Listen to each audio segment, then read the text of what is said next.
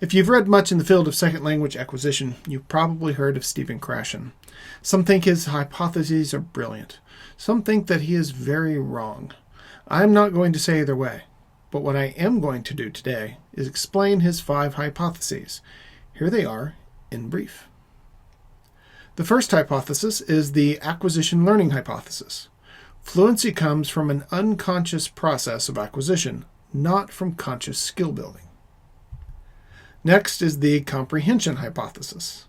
We acquire language when we understand communication. FYI, the former name for this was the input hypothesis. The natural order hypothesis. Language acquisition happens in a predictable order. The effective filter hypothesis. Lack of confidence, high anxiety, or lack of motivation inhibit language acquisition. And the monitor hypothesis. The effect of explicitly learning grammatical rules is very limited. Now we'll go a bit deeper in some of these and talk about their interactions. If language ability comes from unconscious acquisition rather than conscious skill building, what causes acquisition? The answer is comprehensible input. So what should we be doing when we are early in our process of learning a language? What is in is lots of reading and listening. What is out? Grammar drills and difficult reading. And by easy here, he means a basic formula of I+1, where the difficulty is just a little beyond what the students are comfortable with. Extensive reading, where the learner would know about 98% of the vocabulary already, would be great.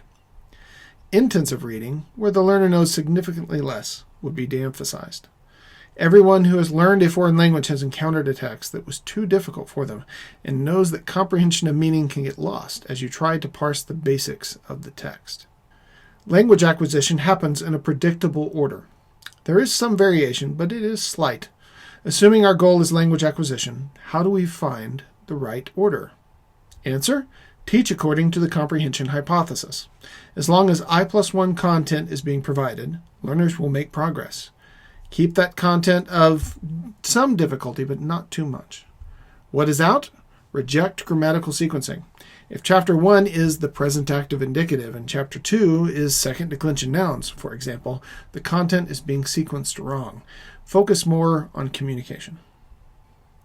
The effective filter hypothesis. Lack of confidence, high anxiety, or lack of motivation inhibit language acquisition.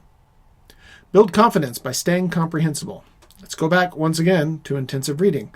Too much of that can really blunt confidence, which can be harmful. Next, avoid activities that would cause learners to be anxious. One example he mentioned in several different places was having learners speak too early. This can create anxiety and harm acquisition. Finally, avoid error correction. It tends to put students on the defensive and has other issues, which leads us to the next hypothesis. The monitor hypothesis. The effectiveness of explicitly learning grammatical rules is very limited. This hypothesis says that explicit grammar learning does not help in language acquisition, nor is it particularly useful in communication because A, you have to know the rule, B, you would need time to apply it, and C, it's difficult to be analytical and communicative at the same time. If you want acquisition, comprehensible input is your friend. This also has bearing on the effective filter hypothesis. As just mentioned, if you put students on the defensive, you'll actively be hurting comprehension. So if rules are difficult to weave into communication live, explicitly learning grammatical rules doesn't lead to acquisition, and correcting people when they are wrong actively hurts acquisition, does it have any role? Yes. According to the hypothesis, it doesn't help with communication, but it does have a useful analytical role as you edit or revise your work, looking for spelling errors, grammatical irregularities, and other such things. That is why it is called the monitor hypothesis. The explicitly learned language rules are used to monitor or edit our language. This brings us back to where we started. The first hypothesis says that fluency comes from an unconscious process of acquisition, not from conscious skill building or learning. Conscious skill building improves your monitor. Reading and listening lead to acquisition. If you want to read better, read a ton of I+1, low difficulty material.